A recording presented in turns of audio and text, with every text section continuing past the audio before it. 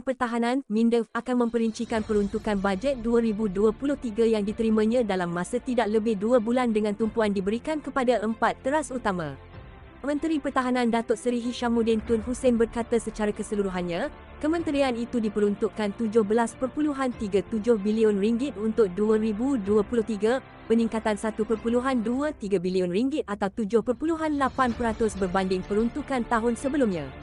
Beliau berkata daripada jumlah itu, perbelanjaan pengurusan meningkat 2.7% kepada RM11.41 bilion dan perbelanjaan pembangunan meningkat 18.3% kepada RM5.96 bilion. Jumlah ini sudah tentunya saya terpaksa memperincikan bagaimana ia dapat dimanfaatkan sepenuhnya kerana saya juga terikat dengan perancangan-perancangan yang ada di MINDEF lepas berbincang dengan Angkatan Tentera Malaysia (ATM) berhubung kait dengan dasar-dasar kita. Saya telah membuat keputusan, apa jua yang kita nak umumkan selepas ini, kepimpinan di peringkat MINDEF dan ATM mesti memberikan keutamaan kepada 4 perkara yang sentiasa saya tekankan, katanya kepada pemberita selepas merasmikan penutup Karnival Tentera Darat 2022 di Stadium Mini, Taman Sri Lambak di Keluang hari ini. Hishamuddin yang juga ahli Parlimen Sembrong berkata 4 teras tersebut ialah pembelian aset-aset baharu, penyelenggaraan aset-aset sedia ada, pembelaan terhadap veteran ATM dan penambahbaikan aspek kebajikan warga pertahanan. Bagaimanapun, beliau berkata MINDEF sentiasa berfikir di luar kotak dan tidak melihat kepada peruntukan belanjawan sebagai satu kaedah sahaja untuk memperkukuh kekuatan kementerian itu dan ATM.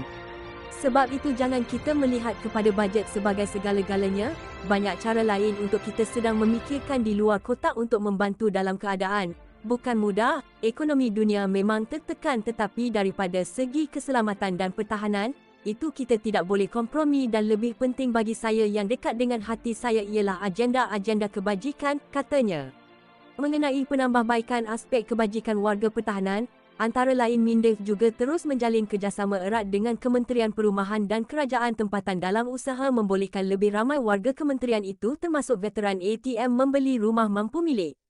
Selain itu, beliau berkata MINDEF juga akan terus mengeratkan usaha sama dengan Kementerian Kesihatan terutama dalam usaha menambah baik infrastruktur dan kemudahan di Hospital Angkatan Tentera, Poliklinik ATM serta pusat-pusat perubatan dan pergigian ATM.